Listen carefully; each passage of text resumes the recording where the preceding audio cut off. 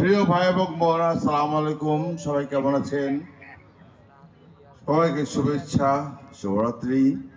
এবং আজকে যারা আমাকে নিয়ে এসেছে, আমাকে এবং আমাদের মিথিলা মৌকে, the new gold circus star সার্কাসের মালিক, ম্যানেজার, কর্মকর্তা, সবাইকে জানাই অসংখ্য ভালোবাসা, অনেক অনেক শুভেচ্ছা। সাথে সাথে এই মেলা কমিটিতে যারা আছেন তাদেরকেও জানাই অনেক অনেক শুভেচ্ছা, অনেক অনেক ভালোবাসা। সবাই কেমন আছেন? আপনারা ভালো আছেন? ধন্যবাদ। ভালো থাকলে ভালো, দোয়া করে ভালো থাকেন। আপনারা আমার জন্য দোয়া করবেন। আর আমি কিন্তু ভিলেন করি পর্দায়, ড্যানি রাজ আমার নাম। টেলিভিশন খুললে কিন্তু প্রতিদিন ছবি আছে আমার, কারণ আমি এত অসংখ্য ছবি করেছি। বাংলাদেশের কোনো নায়ক নায়িকা বাদ নেই। তবে কষ্ট লাগে একটাই, শুধু গালি খেতে হয়। কারণটা হলো ভিলেন করি। যখনই হবে যে মা নায়িকার উঠিয়ে যায়, এরে মারি, মারি, বাপরে মারি, তখন ওই মানে সবাই গালাগালি করে। আর সবচেয়ে বেশি খুশি হয় যখন হিরো আমাকে পিটায়। তখন আমি চুপ করে হলে ছবি দেখেছি, লুকে লুকে ছবি দেখেছি। মানে বলে, মা শয়তান কুত্তারে, বেশি করে মার, আর বেশি করে মার। বিশেষ করে আমার বোনেরা খুব গালি দেয়। যাই হোক, সেটা আমার প্রাপ্য, কারণ আমি মনে করি এটা গালি না, এটা আমাদের দোয়া বলেন বা আশীর্বাদ। যাই হোক, আজকে এখন আমি নায়িকাকে ডাকবো, নায়িকার সাথে ডায়লগ বলবো, কারণ আমার সাথে মৌসুমী, পূর্ণিমা, অভিবিশ্বাস, যত নায়িকা বাংলাদেশের আছে সবার সাথে কাজ করেছি। তা আমার সাথে এসেছে এখন নায়িকা মিথিলা মৌ। মিথিলা মৌকে ডাকবো, তার সাথে ডায়লগ বলবো, কারণ নায়িকা ছাড়া একা একা ডায়লগ বললে চবে না। এখন আপনাদের সামনে আসবে নবগত নায়িকা, মডেল কন্যা মিথিলা মৌ।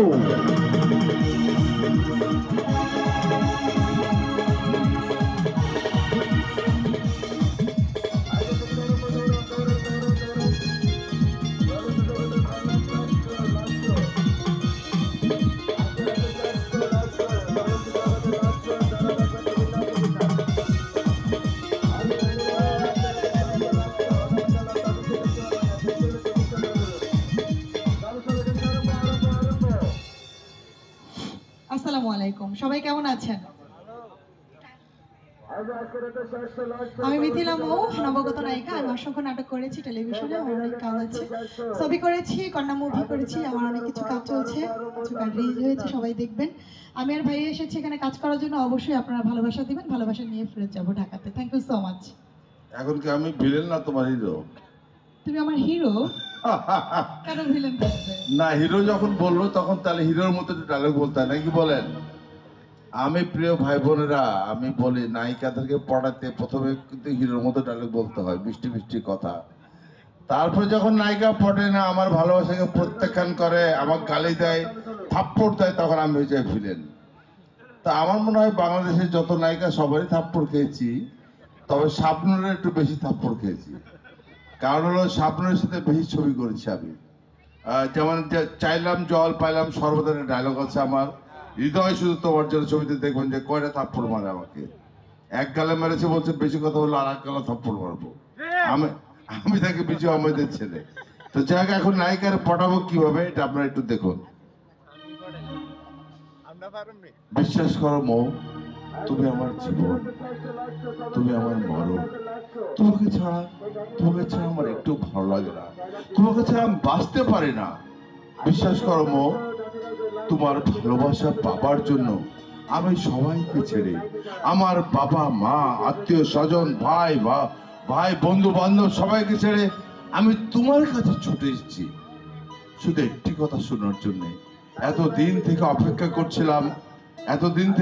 করছিলাম শুধু একটি কথা তোমার মুখ থেকে শুনবো, তাই একটি বার বলো মৌ তুমি আমাকে ভালোবাসো। একটি বার বলো মৌ তুমি আমার জীবন, তুমি আমার মরণ, তোমাকে ছাড়া বাঁচবো না। একটি বার বলো মৌ আই লাভ ইউ প্লিজ। বলো মৌ, বলো। তুমি ভাবলে কি করে যে তোমাকে আমি ভালোবাসবো? কখনোই। তোমাকে আমি আমার বন্ধুর চোখে দেখেছি সব সময়। তুমি কিভাবে মনে করো যে আমি তোমাকে ভালোবাসি? তোমার যে স্বভাব চরিত্র, তুমি যে মেয়েদের নিয়ে উলটপালট করো, এটা কি ঠিক? এগুলো জেনে শুনে আমি তোমাকে ভালোবাসবো? এটা কি বলে ভাই, উলটপালট করে দেখছেন? তোমার স্বভাব চরিত্র ভালো করো, অবশ্যই তোমাকে আমি ভালোবাসবো। তুমি তো একটা জানোয়ার, তোমাকে ভালোবাসা যায়?